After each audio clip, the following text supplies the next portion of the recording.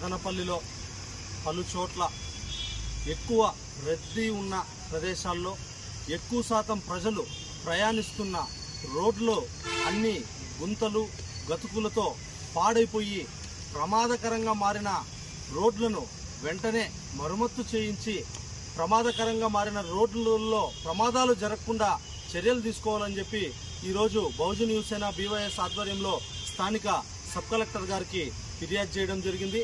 ఈ సందర్భంగా మనం చూస్తే మరీ ముఖ్యంగా మదనపల్లికి ఆర్టీసీ బస్టాండ్కి అతి చేరువలో ఉన్న కోమటివాన్ చెరువు పైన నిర్మించిన రోడ్డులో ఎక్కువ శాతం ఎక్కడ చూసినా కూడా గుంతలు పడి అలాగే ఆ గుంతలు రోడ్డుకి ఇరువైపులా సేఫ్టీ కోసం నిర్మించిన రాడ్లన్నీ కూడా విరిగిపోయి కొన్ని అయితే ఆ చెరువులో కూడా పడిపోవడం జరిగింది। ఇలాగా రోడ్లు పాడైపోయి ఇలా సేఫ్టీ రాడ్లు కూడా విరిగిపోవడం వల్ల ఏం జరుగుతుందంటే ఆ రోడ్డులో అంతా కూడా ఎక్కువ శాతం విద్యార్థుల్ని స్కూళ్ళకు వదిలి పిలుచుకురావడానికి తల్లిదండ్రులు అలాగే కొంతమంది గ్రౌండ్స్ కి వెళ్ళడానికి వాళ్ళ వాకింగ్ అలా చేసుకోవడానికి గ్రౌండ్కి వెళ్ళడానికి వృద్ధులు ఎక్కువ శాతం ఆ రోడ్డు మీద ప్రయాణిస్తూ ఆ రోడ్డు మీద నడుస్తూ ఉంటారు।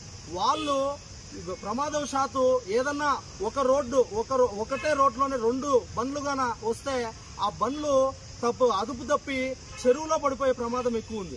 అలాగే ఈ పక్కకు వస్తే అదుపు తప్పి రోడ్లో పడిపోయి ప్రమాదం జరిగేదే కాదు వెంటనే ప్రాణాలు కోల్పోయే పరిస్థితి కూడా ఈరోజు కోమటివాన్ చెరువు పైన నిర్మించిన రోడ్లో ఉంది। అలాగే ఇంకో రోడ్డు గమనిస్తే ఎక్కువ శాతం స్కూల్స్ దేవాలయాలు ఉన్న మదనపల్లి నిమ్మనపల్లి రోడ్డు అయితే ఇంకా అధ్వానంగా తయారైంది।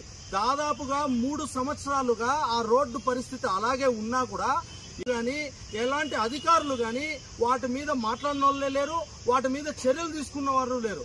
మేము ఇదే విషయమై గతంలో కలెక్టర్ గారికి సబ్ కలెక్టర్ గారికి కూడా ఫిర్యాదు చేయడం జరిగింది। దయచేసి ఇప్పుడైనా అధికారులు స్పందించి నిమ్మనపల్లి మదనపల్లి రూట్ అయితే ఎక్కువగా వశిష్ఠ స్కూల్ అక్కడే ఉంది, కేశవరెడ్డి స్కూల్ అక్కడే ఉంది, ఎక్కువగా అక్కగారులో దేవస్థానం అక్కడే ఉంది, సుబ్రహ్మణ్య స్వామి దేవస్థానం అక్కడే ఉంది। వాటికన్నిటికీ కూడా ప్రజలు ఎక్కువ శాతం పోతూ ఉంటారు। ప్లస్ అవన్నీ కూడా సింగిల్ రోడ్స్ ఎక్కువ నిమ్మనపల్లి మదనపల్లి రోడ్డు ఎప్పుడు కూడా ప్రమాదాలు ఎక్కువ జరిగే రోడ్డు। అలాంటి ప్రమాదాలు ఎక్కువ జరిగే రోడ్డులోనే ఇప్పుడు మళ్ళీ గుంతలుగా పడిపోయి కనీసం ప్రయాణం చేసేదానికి కూడా వీలు లేకుండా గుంతలుగా అయిపోయి అక్కడ స్కూల్ పిల్లోళ్ళు స్కూల్ వ్యాన్లు పోవాలంటే కూడా పోలేని పరిస్థితి ఈ రోజు నెలకొనింది। కావున ఆల్రెడీ ప్రమాదాలు ఎక్కువ జరిగి ఉండే రోడ్డులో ఇలాగ గుంతలు పడి ఇంకా రోడ్లు అధ్వానంగా అయిపోవడం వల్ల ప్రమాదాలు ఎక్కువ జరిగి ప్రమాదాలు జరగడం వల్ల ప్రజలు ప్రాణాలు కోల్పోయే పరిస్థితి ఉంది। కాబట్టి వెంటనే అధికారులు స్పందించి ఆ రోడ్లన్నిటిని కూడా మరమ్మతులు చేపించి వెంటనే వాటిని బాగుపరిచి ప్రజలకు ప్రమాదవశాత్తు నుండి నివారించాలని చెప్పి ఈ సందర్భంగా కోరుకుంటూ అలాగే కూటమి ప్రభుత్వ నాయకులైతే అప్పుడు వాళ్ళు అధికారంలోకి రాకముందు ఎక్కడ చూసినా రోడ్లు ఇలా ఉంటే ఆ రోడ్ల దగ్గర పోయి ధర్నా చేసి అలాగే అక్కడ నిరసన కార్యక్రమాలు చేయడం జరిగింది। అదైతే మీరు చాలా మంచి పని చేశారు।